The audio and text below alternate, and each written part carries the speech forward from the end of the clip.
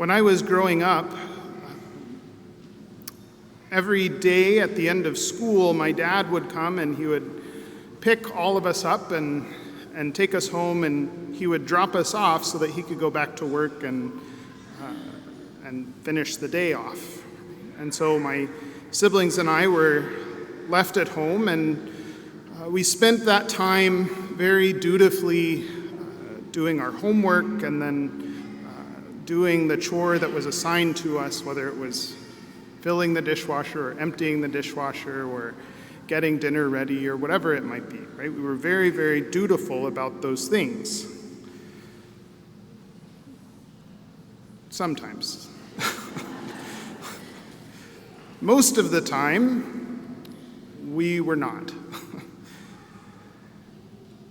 And what would happen is we would get home and we would very dutifully eat our snack, and then we would go about our way, playing video games or reading a book or terrorizing our little sister or whatever it might be, right?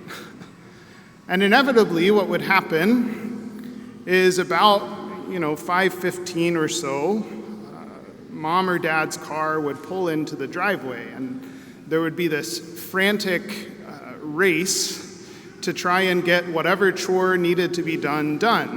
Right?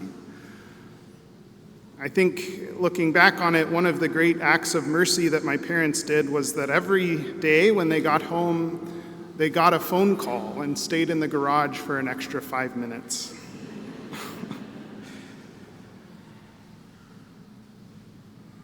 How often is this the way we treat our spiritual lives, right? We just kind of go about our day, we kind of go through, and every once in a while something happens and we frantically run to the Lord and we say, Lord, look at all of this stuff that's going on. I need your help, I need your grace, I need your strength. And we just kind of go and we float through our lives, right? And it's only in those times of extreme crisis that we really focus on our spiritual life. It's only in those times when we're frantic and realize we should have been doing this all along. And we turn and we do the thing and we go to the Lord and we spend some time in prayer, and then things calm down. And then we turn back and we go back to our old ways, right?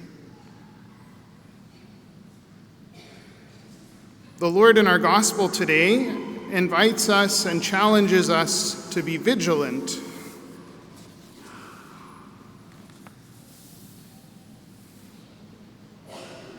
And I don't think what he's talking about here is to watch for the Lord the way that we watched for our parents, right? Waiting for that car to pull in so that we could frantically go about our business and act like we've been perfect saints this whole time, right? I think what he is really inviting us into is to be vigilant in the sense of to always watch and look for him wherever he may be found. Because he comes to us in many different ways. In this particular passage, he's kind of foreshadowing and looking ahead at his second coming, right at the end of time, that we don't know when it will be. Right? It could happen right now. Didn't, but it could, right? Any time it could happen. The Lord could come, and we want to be ready. But there are also times when the Lord comes to us that we can predict. There are times that the Lord comes to us and we know he's coming to us. Right here on the altar, the Lord comes to us. Right here in Holy Communion, he gives himself to us. In the sacraments, he brings us his grace and his mercy and his peace and his forgiveness and his love.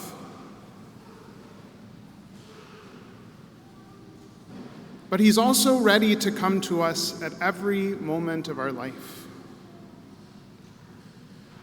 And so perhaps being vigilant and watching for the Lord is an invitation to even invite him into our lives.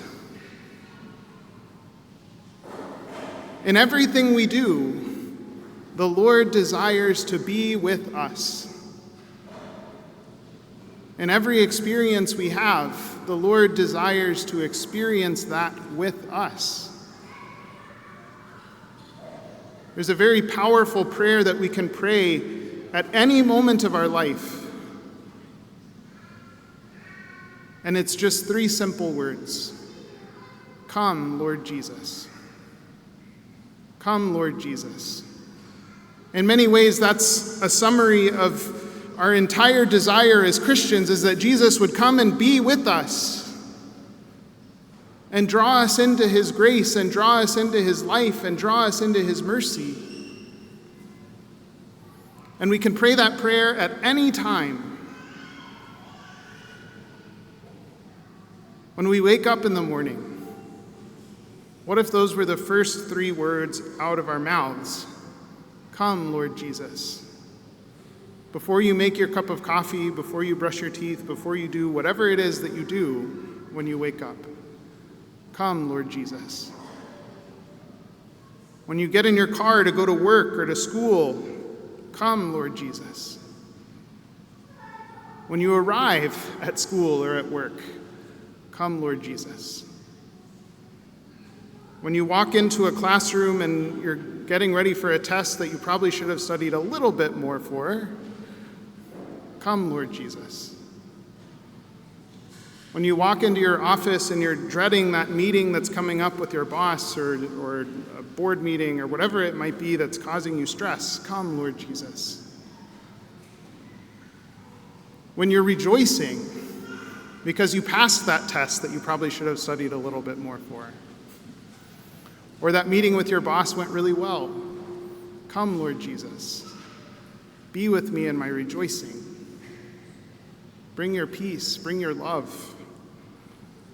When you're sitting around the dinner table as a family at home, enjoying each other's company and living life as a family, come, Lord Jesus.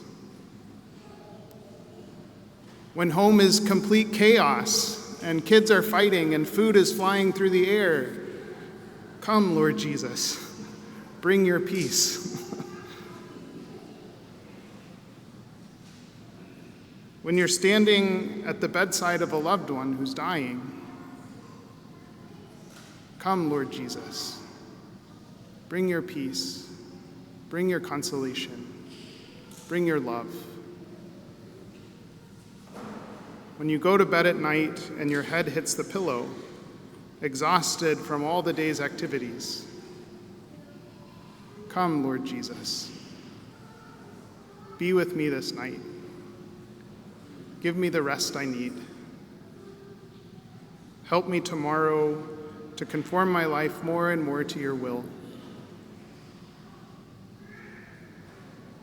As we come to the Lord today, let us ask for that grace to be vigilant, to look for the Lord's presence in our life at every moment, in every circumstance, in every experience.